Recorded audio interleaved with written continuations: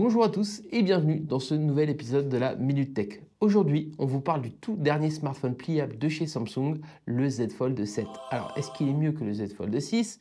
Est-ce qu'il y a des nouveautés? On voit ça tout de suite.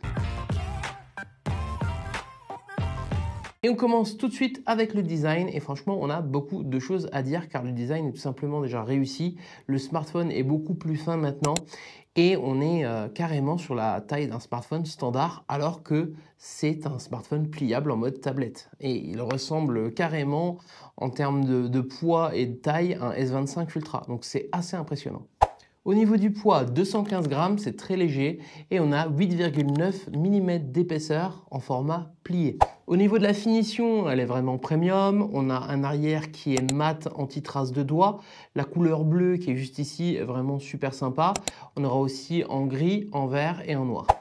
On retrouve les 3 modules photo et la fameuse charnière qui a été encore améliorée cette année.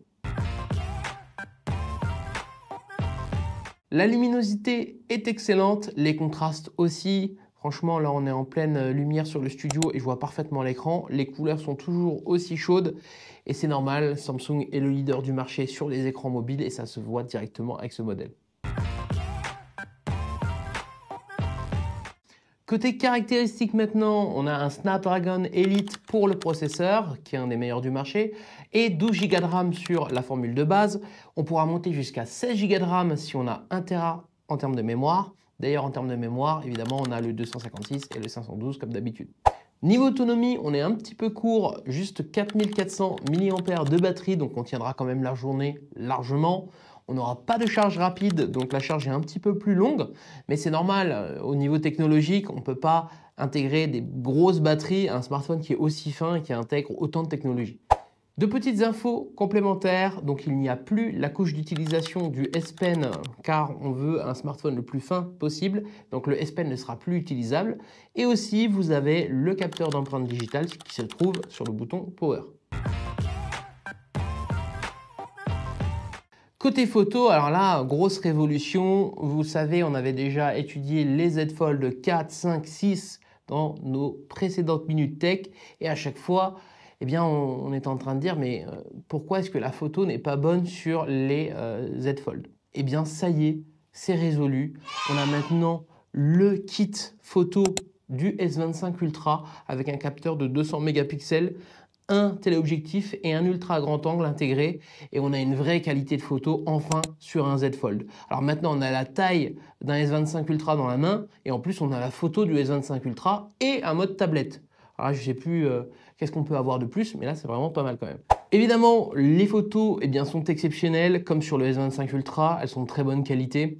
Alors l'ultra grand angle et le téléobjectif sont un petit peu en dessous, car avec l'objectif principal, on a un mode d'édition qui est un petit peu plus évolué. Et franchement, il n'y a rien à dire. Enfin, on a un bon appareil photo sur le Z Fold. Côté logiciel, vous retrouverez toute la panoplie IA avec Gemini, la retouche photo, la traduction automatique. On pourra faire un circle to search pour aller chercher des objets directement en les prenant en photo. Vous aurez d'autres fonctionnalités qui sont aussi incluses, comme la recherche par exemple. Si on va sur un profil Instagram, il y a un scan qui peut être fait et on peut avoir des recommandations par rapport à ce que la personne peut aimer. Donc ça, c'est plutôt pas mal. C'est des nouvelles fonctionnalités qui sont intégrées. Donc à voir dans le futur comment ça évolue. En bref, vous l'avez vu, le smartphone est maintenant complet. Avant, sur un Z Fold 2, peut-être j'avais des doutes sur l'utilité des smartphones pliables. Mais maintenant, sur une version 7 qui est totalement aboutie, qui est ultra plate, élégante, avec un poids qui est vraiment agréable et surtout une taille de smartphone standard. En plus de ça, on a la photo. C'est ce qui manquait un peu sur le Z Fold 4, le Z Fold 5. Tout le monde demandait un peu à avoir une photo de meilleure qualité. Ça y est, ils l'ont fait. Et franchement, le téléphone, c'est un sans faute, il n'y a plus rien à dire. Là, on est vraiment sur l'aboutissement d'un projet pour Samsung. Alors évidemment, on n'a pas la protection encore contre l'eau, on est sur du IP48, donc c'est un peu ce qu'il y a peut-être à aller chercher. Mais sinon, pour moi, c'est une réussite ce smartphone.